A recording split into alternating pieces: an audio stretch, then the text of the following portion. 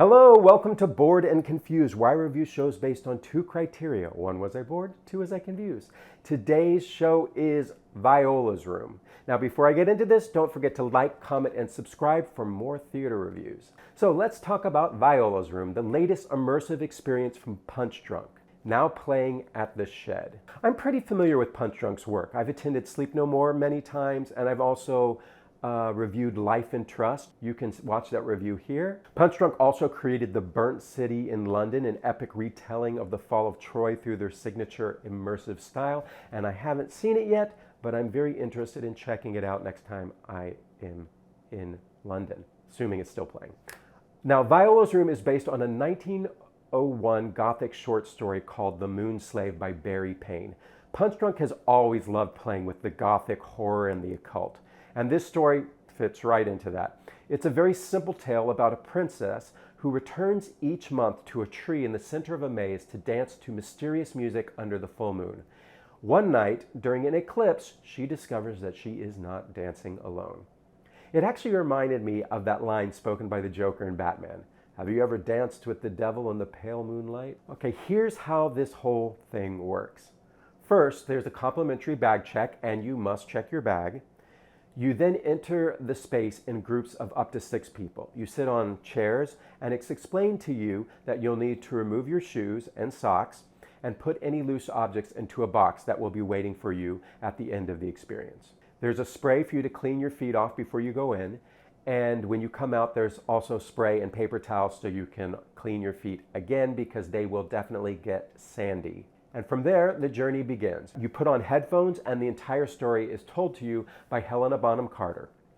There's a full soundscape layered in, music, whispers, environmental sounds that really immerse you in this tale. You're led through the story by following lights, sometimes lights wrapped in cotton like little clouds hanging from the ceiling, light your way, lighting up one at a time. Sometimes a doorway is illuminated and you go in that.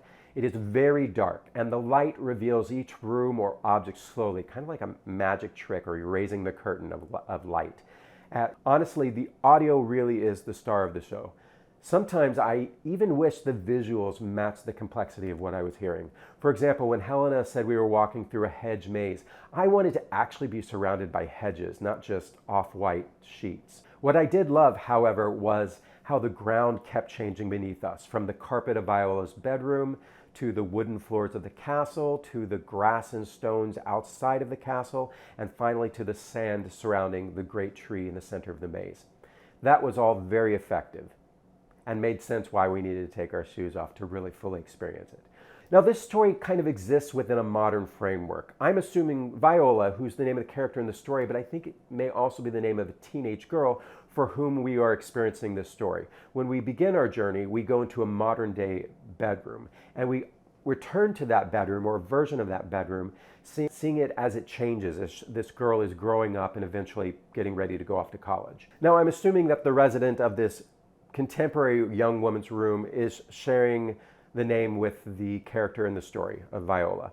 But the connection between the two wasn't always clear to me. Punchdrunk always makes great use of found objects. A lot of what you see looks like it could have been pulled from a thrift store or an old costume closet. It gives it kind of a low budget feel, but honestly, I love that. Not everything has to be expensive or opulent. Sometimes theater built out of simple everyday objects can be just as magical. That said, I would have loved if they would have layered in more sensory details, like the scent of pine around the great tree, or maybe a musty smell for the old castle, maybe the feeling of wet grass or a cool breeze blowing through the maze. The story itself is very simple, and I think a clearer, stronger narrative could have provided more emotional impact to match the sensory experience. So was I bored? Not at all. It's only an hour, and I enjoyed the novelty of the experience. Was I confused? Yes, a little. The storytelling isn't super clear, and between Helena Bonham Carter's British accent and the sound layering and the simplicity of the plot, I didn't always follow exactly what was happening or how the modern day bedroom really tied into the old Gothic tale.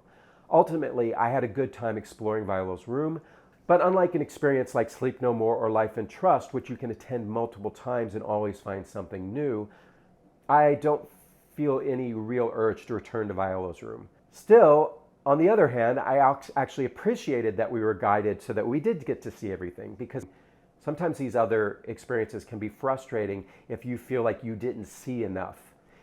Here you leave the experience knowing that you saw everything. So Viola's Room is a unique theatrical experience, and I recommend you check it out for yourself. And then tell me what you think in the comments. So I forgot to do my research about tickets, so I'm gonna put those down in the comments. Don't bore me. Don't confuse me. If you